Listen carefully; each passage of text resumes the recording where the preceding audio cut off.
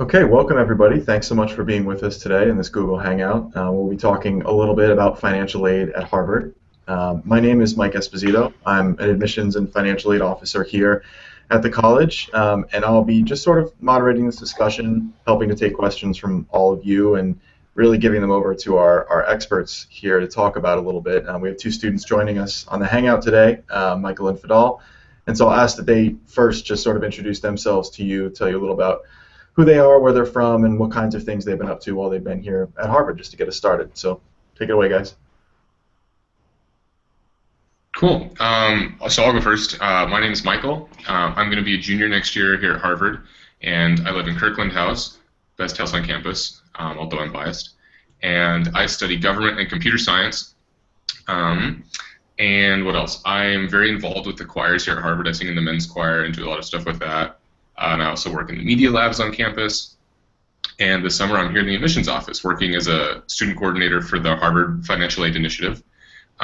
So if you also, of note, if you ever want to get in touch with any of us students who work for the Financial Aid Office, you can email us at our email account at HFAI at fas.harvard.edu, and we are always available to answer questions about life at Harvard and admissions and financial aid and all that kind of stuff. Thanks, Mike. My name is Padam Moore. I'm from Atlanta, Georgia. I actually just graduated in May, class of 2015, of degree in government and a teaching license in history. I lived in Quincy House, which is actually the best house on campus, objectively speaking. While on campus, I was very much involved with Black student organizations, a lot of public service groups, so a lot of community service work and political action as well as some music groups too, just like doing a lot, not in the classroom. I'm also a student coordinator here with the Financial Aid Office, so I can also be reached at that same email address. So if you ever have any questions about anything, email us, and Mike, myself, or any of our two other co-workers will respond and help you. Yeah, excited to answer you all's questions, and let's dig right into it. Great. So I'll start just by providing a very, very, very brief introduction, just a couple things right off the bat about financial aid here at Harvard, for those of you who may not know. So I think that people hear the name Harvard and they automatically assume, they come to a lot of assumptions with that name and say, like, okay, I can't afford that, can't do it, Harvard, too much, too expensive, not for me, not for my family. So one thing I really want to emphasize right up front in this talk is that we exclusively here at Harvard offer need-based financial aid, and that means that all of our calculations about financial aid for your family are based on your family's demonstrated financial need. And as we talk more in this call, we can talk more about what that means and how we think about that, but we are sort of committing to meet a family's full demonstrated financial need for those students to be able to come here. And at the end of the day, we don't want money to be a barrier to any students who are admitted, who want to come here, who want to apply to Harvard, who feel like it's a good fit for them academically, extracurricularly, socially, but they think, oh, maybe I don't want to do that because I know I'm not going to be able to afford it. Hopefully what you could take away from this talk today is the fact that you can afford it, and that we want to make it possible for every family to afford Harvard and to make sure that students can get a degree from Harvard without it being an undue financial burden on their family. So one thing I'd like to just ask Fidal and Michael to explain a little bit. I know we sort of mentioned they're both here working for the Harvard Financial Aid Initiative. What is that? What does that mean? So either one, Michael or Fidal, would one of you just talk a little bit about what HFAI is, what that means, where it comes from? Yeah, so the Harvard Financial Aid Initiative is an initiative within Harvard's Financial Aid Office, obviously, and what it does is sort of like encompass Harvard's very, very comprehensive financial aid program. As Mike just said, Harvard will do everything that it can to ensure that money, if you get into the school, money will not keep you from coming here. So Harvard has a very generous financial aid initiative in the sense that if your family makes beneath at or below $65,000 a year, they're not expected to contribute to your education at all. And that's not, in a loan in the sense that you'll graduate with a ton of debt. That's a grant, that's a scholarship that really, really will set you, really, really have you really set. In addition, if your family makes between $65,000 to $150,000 a year, they'll still only have to contribute between 0 and 10% of their income. And even above $150,000 a year, there are scholarships available. Right? So it's a very, very comprehensive financial aid program. There's a lot of money being given away to the students here, and it helps so much because so many of Harvard students graduate with very, very little debt, which is very, very, very fortunate, especially compared to our peers at other institutions. Great. And that's exactly, again, what we hope you guys come away with from this discussion is the fact that we're really looking at helping families to get here and make it affordable. One more resource that I want to make sure that everybody here knows about is we have something on our website called the Net Price Calculator. This is actually something that all colleges and universities across the country are federally mandated to have on their website. So you could find this anywhere. But the point is to be able to go to this calculator, put in your family's information, say gross income for the year, if you guys have any assets, where you guys live, how many students there are in the family, and then it'll give you an estimate of about what you might be expected to contribute for a year here at Harvard.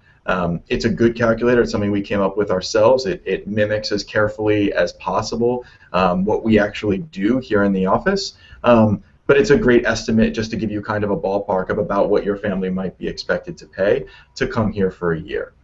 One more question I'll throw out to you guys before we take some of the questions that have been asked to us here on the Hangout. And maybe, Michael, maybe you could take this one first. I'm curious to know, when you were looking at colleges, thinking about college, applying to college, what were some of the sort of concerns that you had about financial aid? What kinds of things were you thinking about? And would you like people to know as they're going through that same process? Yeah. I mean, my concerns really came down to, this is a very basic question of, am I going to be able to afford college, at Harvard or anywhere else? Am I going to be stuck with, loans and payments for years and years after this? I really want this to be worth what I'm doing, and thankfully I actually came across not Harvard, but a different Ivy League university's financial aid policy, which is similarly generous, and that really got me thinking about other institutions like Harvard, Harvard and other institutions similar to it. Fantastic financial aid policies, which is absolutely something that got me to apply and that kept me here when I got in. And I was also concerned about, this is a nice policy for freshmen. Is this really going to continue over the 4 years I'm here? How student-friendly is this whole program? And I was really, really pleased to find out that, that first of all, that aid really does continue over the whole 4 years you're here. You do resubmit your financial aid materials every year, just so that Harvard can check in with your financial situation. But you are guaranteed that aid for the whole time you're here. And then also, I've had a lot of really good experiences with the financial aid office. A number of times during the school year, I just had trouble understanding my bill. It can be a little bit confusing, or I just had questions about different things related to that. And I could always call them up, or I could just come in and talk to a financial aid officer, and they're just very helpful and very willing to sit down with me and figure it all out. So the good thing about coming here and the good thing about dealing with Harvard's financial aid is it very quickly resolved those concerns I had, and very quickly was with me every step of that process of paying for college, of avoiding loans, and of having a good experience coming here. Awesome, thanks. So I think we might as well start taking some of these great questions that have been asked to us on the side here. I'm looking at one from Cesar Zamudio right now. The question is, apart from tuition and boarding costs, in what ways does Harvard financially support its low-income students? Are books covered? Are terms abroad covered? Are funds available for low-income students who want to spend a summer doing research? That's a fantastic question. So you guys, would you like to take a crack at that? Yeah. That's a really, really good question. And I think it's a question that we all have coming into college, especially people who are on significant financial aid, and we don't always get it answered. I think the best way to do this would be to go through the little sub questions you have point by point. So are books covered? No, generally books are not covered. The financial aid office works very much on a case-to-case basis with people. So if there are financial issues, you can talk to them. Harvard has a million ways for you to be able to use books on campus for free. via our library, our very extensive library system. Each one of our courses puts books on reserve in our library system, so that only people who are in the course can use the book, so that like you can go and use the book and then won't be checked out by a million people. So it's very hard for you to end up without books, especially because of finances. In terms of studying abroad, there is just so yes, there is a ton of money for people to go abroad. I actually went abroad. It wasn't during a term, but it was during the summer after my freshman year. And Harvard gave me a check, and it paid for my flight. It paid for the tuition of the program. It paid for my homestay, which included food. And my parents didn't pay a cent. I didn't pay a cent. Besides like some gifts and things I bought, I bought while I was there. But the main things, like Harvard gave me a $6,000 check to go to Chile for 2 months. And that's like really, really amazing. There's a lot of money here via our Office of Career Services and other satellite programs to pay for student life abroad, which is really, really amazing. I have a lot of friends who spent time during our junior year abroad, and they have nothing but good things to say about it, and really didn't break the bank for any of them because of the funding that was available through Harvard. And lastly, our funds available for low-income students who want to spend summer doing research. Mike, I'll let you chime in on this if you want to add anything, because I know you do some stuff with computer science, so you may know a little bit more about research than I do. But I do know that so there's two sides to getting money for research. One, a lot of research positions will just pay you because that's just the way it works. It'll be a job. And on top of that, even if you do find a research position that is non-paid, Harvard does have a lot of money on top of that in funding for research. One of my friends here is currently doing research at MIT. So it's not a Harvard program, but he applied for funding here to get for his research, and Harvard gave him I think $4,000 for the summer, so he can go do the research.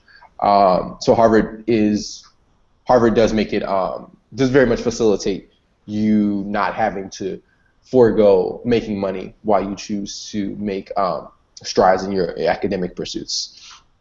Mm-hmm.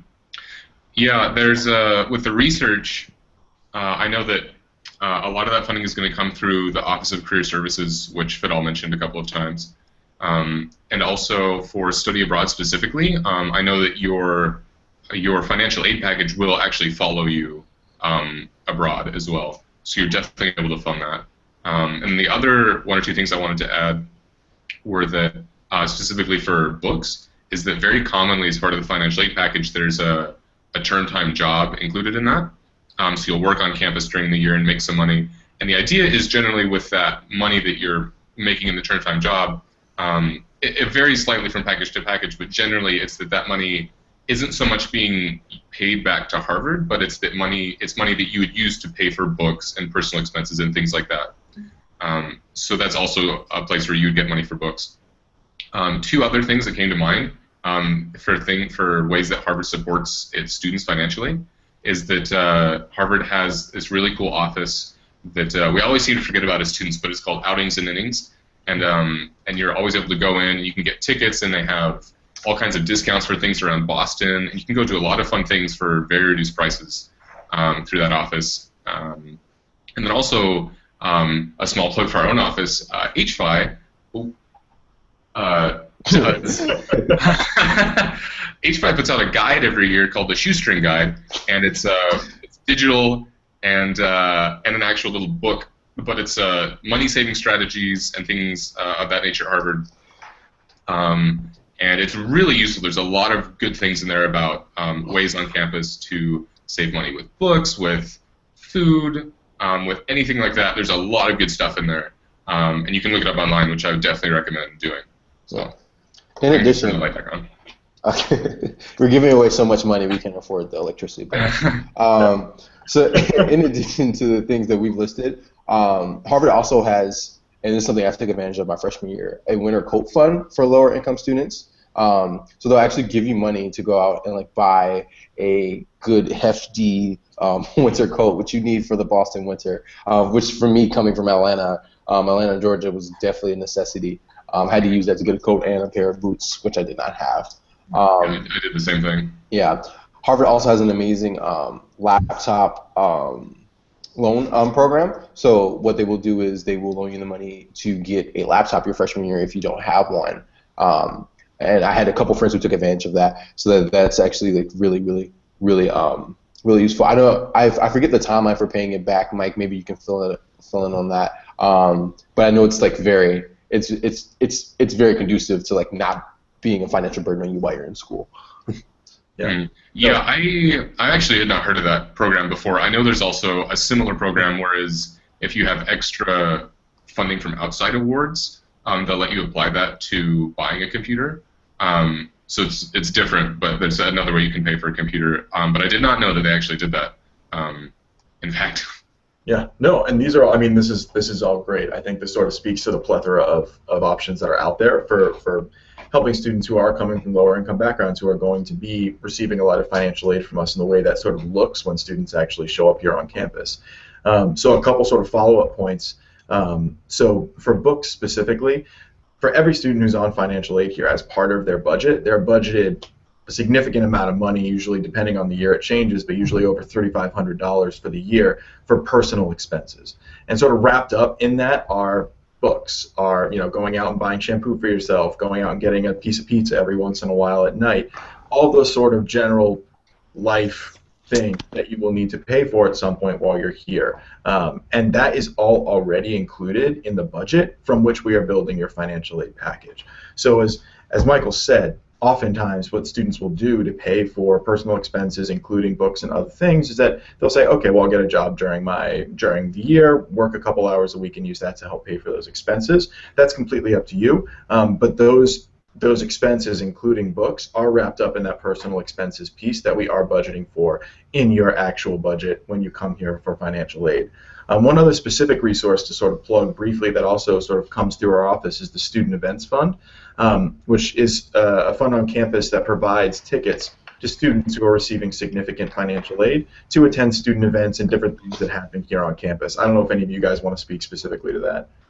No, there are so many. There are so many events that I would not have gone to had it not been for the Student Events Fund. Like, it's amazing, and it doesn't discriminate based on like the price of the event, right? So the event could be like $5, or on the other side of that, the event could be $150, which was how much a ticket for Harvard Senior Week activities was to get a bundle, because we do a whole bunch of things our last week, our senior year. That's a lot of fun.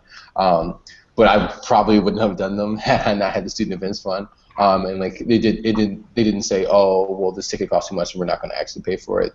All I did was fill out the form online, which takes literally 30 seconds, and the ticket was waiting for me at the event. It was amazing. Mm-hmm. Yeah. Yeah, I don't have a whole lot to add to that other than I did the exact same thing, and it's a fantastic program.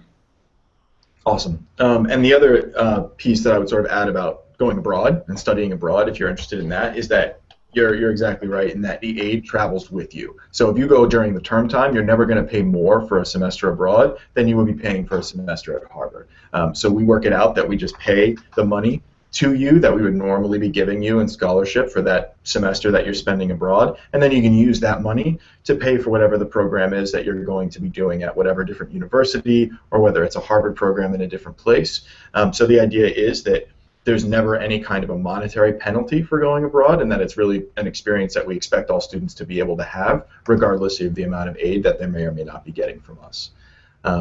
So I see that we've got a couple questions here about travel expenses and things like that. And so I might just handle this quickly and let you guys chime in if you have a different answer to that. I see that Joseph Kelly, for example, asks, for people coming from far away across the country or international students, is there any aid for flights to and from campus? If anything, would that just be at the beginning and end of the year, or something that winter break, etc., to visit home?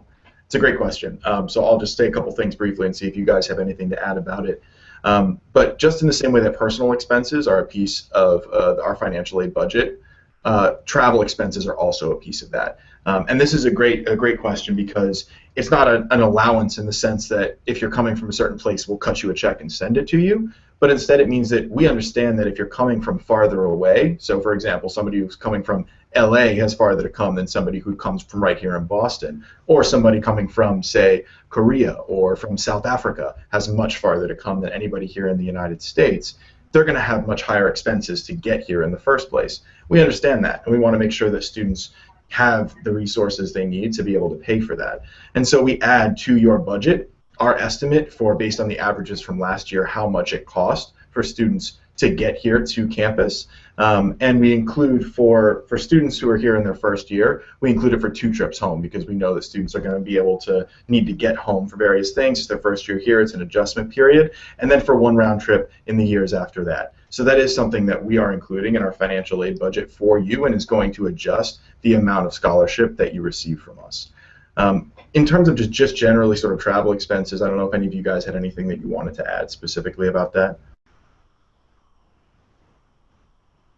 You don't have to, no pressure. I think Harvard is also very helpful for emergencies. I know if something happens and you're like far away and there's a death in the family, they'll help you get home. This happened to a friend of mine while she was in Spain studying abroad, and I believe her brother passed, and like there's obviously there wasn't in her budget to have to go back to California from Spain and then come all the way back, go back to Spain to finish her program, and then fly back at the end of the program. But Harvard helped her and pay for that ticket. So I think just like Harvard just doesn't want unexpected things to like really to affect you, to have a bad effect on your academic experience due to finances, right? So I think that's really amazing. It's really important. Yeah, and I think that really just speaks to the fact that there really are people behind this financial aid process. Yeah. They're not just getting your forms, plugging them into a computer, and then spitting out, okay, you get X amount in scholarship money. There really are a very devoted group of people here at the financial aid office who are working on those packages, who are really trying to take care of the students. And if you ever do have a situation like that, or special circumstances, or you just want to come in and talk to somebody about it, you're more than welcome to come in and do that. Yeah, that's a great, thanks. That's a great point. And something we're obviously, I'm happy to hear somebody else say, because that's what I try to say. It's nice to have other people say the same thing. I see a question here from Christine Castanon asking, when is a student informed of how much financial aid he or she will be provided with, and would it be upon admission notice or enrollment? And I think that's a great question. So I don't know if you guys want to take that first, sort of general things about timing, and then I can take the back end if you like. Yeah, so your financial aid award, it's really mostly contingent upon how soon you get your information in. So with the and Mike, you can fill us in because I don't remember off the top of my head when the FAFSA and CSS profile are due. Sure. But if you do handle all of that before you submit, well, if you handle that before the admissions information comes out, you can get an award letter with your admissions decision. But if it's not all handled yet, I mean, it can happen later. That's what happened with me. I didn't get my award letter until after. Until I think it was a couple weeks after I got into the school. So yeah, it's normally the timing of it. People don't find out before they get in, if that was a question at all. But you can. But yeah, before enrollment. So yeah, you will also find out like before you decide to come to Harvard, like before you commit, because obviously for a lot of people this will be like financial aid awards will really decide. Will be a very big factor in when they choose to go to school. And I mean, Harvard financial aid awards are normally pretty great, and they normally give you a reason to come here. But we try to I know the office tries to make sure that if you need that information and you have deadlines approaching, I know some schools may want a response from you a little quicker than others, that they're very good at working with you. Yeah, it really is just dependent on how early you get in the information. The sooner you do that, the sooner you'll get an answer back. There's a similar question in the list right now that says, how does the financial aid application process differ for early action students? Which is essentially what we've been saying, which is it's the exact same process. Again, if you just get that information in earlier, ahead of the early action deadline, you may get that financial aid letter with your admissions letter as well. But there's not going to be a shortage of funds or anything like that as long as you just do everything on time. So. Yeah, that's a great point. It doesn't, for us, between early action and regular action in terms of those admissions deadlines doesn't change our financial aid at all. We have the same amount of money available for aid in early as we do in regular, so that when you apply has absolutely no bearing on the kind of aid or the amount of aid that you will receive. And to speak a little more specifically, we'll post on our website, and just a quick plug for our website, it is very helpful, it's great, there's a lot of information there, but if you're looking to see how to apply on our website, it'll provide you with the deadlines. If you're applying early action, please send us information by this date. If you're applying regular, please send us your information by this date with very detailed instructions. And as long as you're able to send us that information before those dates, then we will be able to give you a financial aid, either an estimate in early or an actual final award at the end of March when we send out admissions decisions, and it will come with your admissions packet in the mail, so that you will be able to have that information essentially right away when you find out that you got accepted to Harvard. One other thing that I want to point out at this point is that we also, throughout the year in the financial aid office, we reconsider awards all the time, because oftentimes family circumstances will change. Something will happen in the middle of the year, or maybe there's a piece of information that you didn't communicate in the way that you feel like was the best way to us, and maybe we didn't understand it properly, maybe we had a question about something. So throughout the year, you should always feel free to reach out to our office and say, hi, I'm not sure you really understood this about our situation. I'd like to request that you reconsider it. And we'll meet as a financial aid committee. We'll go over all the new information we have, and oftentimes we can make adjustments to awards. So again, I just want to emphasize, as Michael so helpfully said, that we are human beings doing this job, and that our job is to understand your family's circumstances as best as we possibly can to make sure that we have the aid package that is right for your family and equitable for all the families that we're working with. So that was a great question, and thank you for asking it. So let's see what other questions we have going on here. There's an interesting one. So Quentin Finkton says, if a student receives a large amount of financial aid, will that affect his or her ability to attain an on-campus job during the school year? So that's a great question. So about work during the school year. Would you guys like to take that? Yeah, actually, so a large amount of financial aid will probably normally help your chances of being able to attain an on-campus job, because a part of your financial aid package will probably normally be, especially if you have a large amount, your student contribution, which will be an expected work contribution. Like they expect you to work during the year, and you'll probably be put on. If you're a student who receives a lot of financial aid, it means you're probably a little lower income, which means you probably qualify for what's called the federal work-study program. And the federal work-study program is a program, obviously, by the federal government. And what they do is they subsidize wages for college jobs for college students. And what it does is gives employers an incentive to open up jobs to college students, right? So there are jobs on campus, some of them that are only work-study eligible.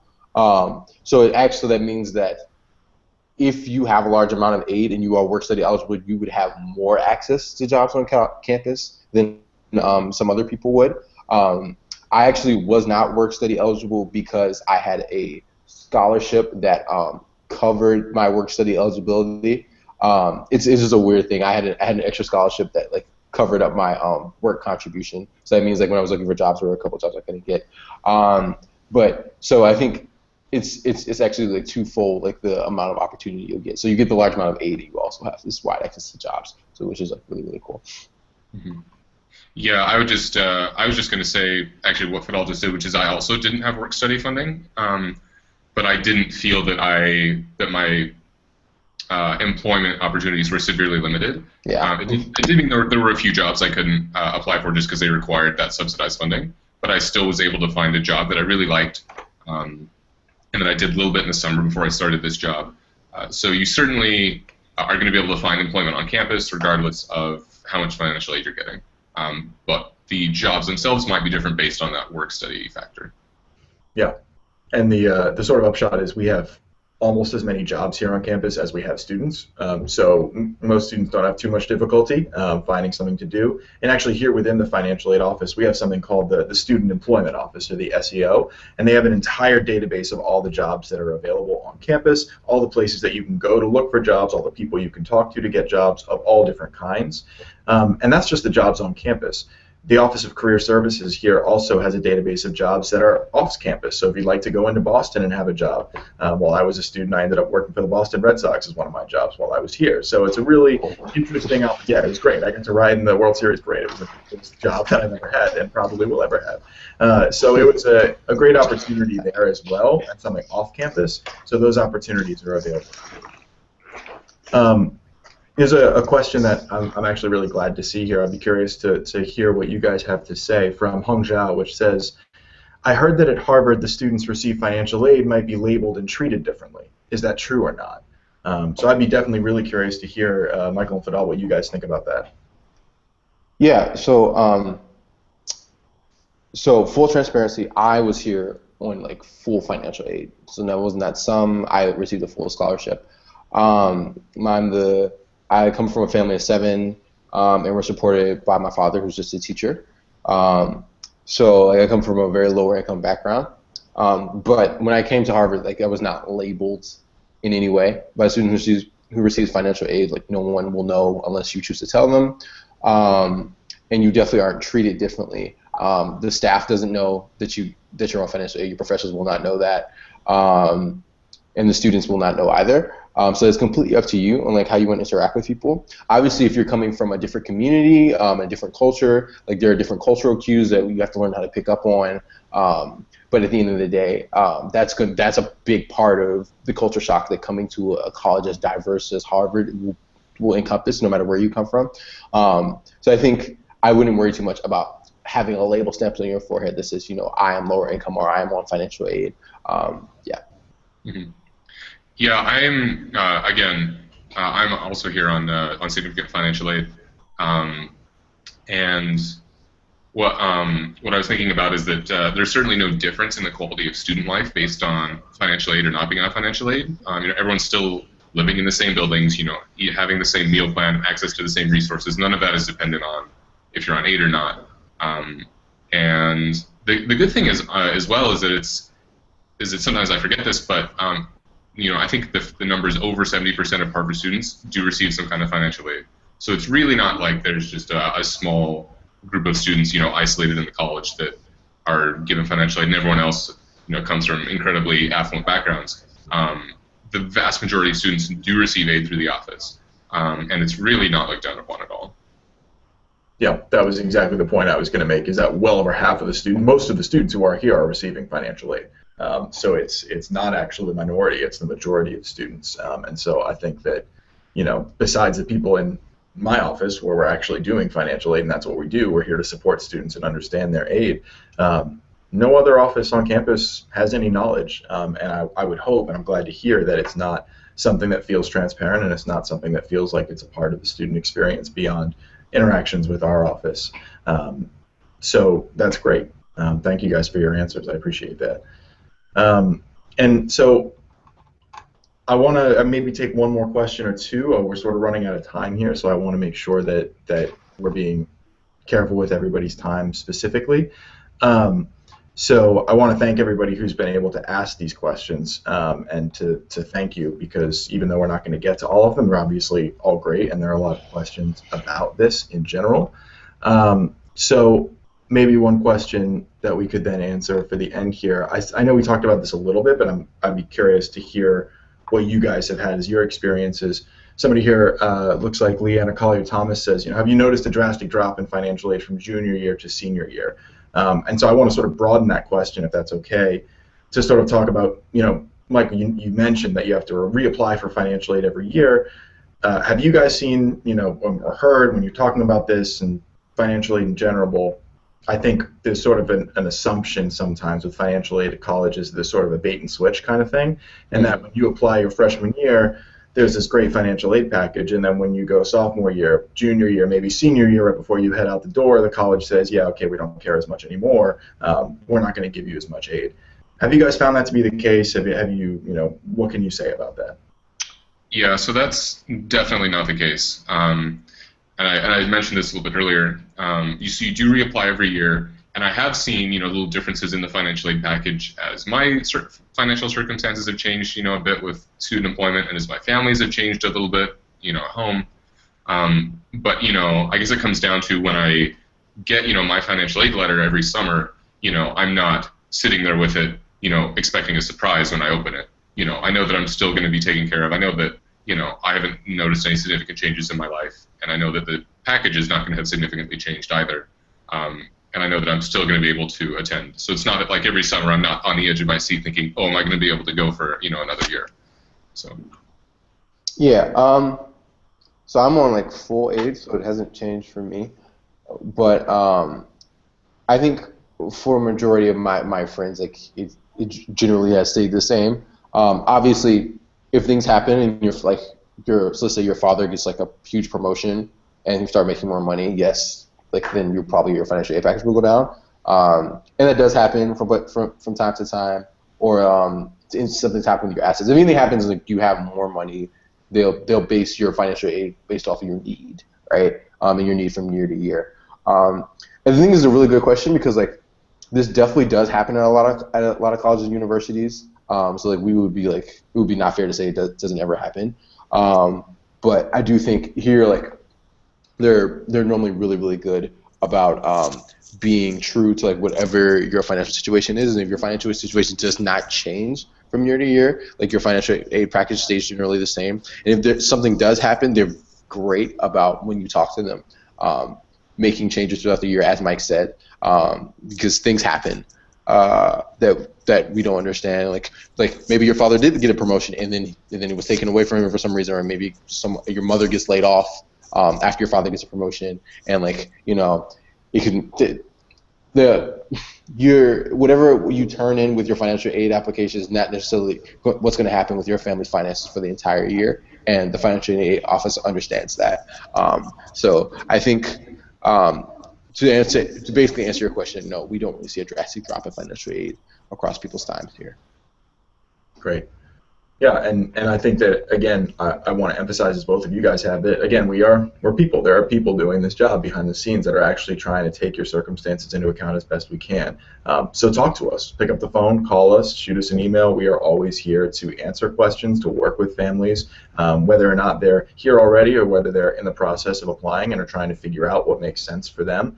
We're here to be resources for you because it can be a complicated process. There are lots of resources here. We have lots of money available to give out in financial aid. We're very, very lucky and in a very privileged position to be able to do that. And so we want to help you navigate this process so that, if you're here and you're going to be coming, that we can make sure that money is not a barrier for you to be able to get here. So that's great. I want to put in one more plug for the HFAI email. So I know there are questions that we did not get the chance to answer. So if you are interested in getting those questions answered, or other questions that you have as you've been sort of listening and watching this, you can just email at HFAI, so HFAI, at fas.harvard.edu. Send your emails there, send your questions there, check out our website, get in touch with the net price calculator and figure out what it might cost for your family to come. And feel free to just get in touch with us anytime because we're here to be resources for you. So thank you all for being here and helping us with this. Michael and Fidel, thank you so much for your time and taking the time out of your days to do this as well. Thanks very much, and thanks. Have a great day.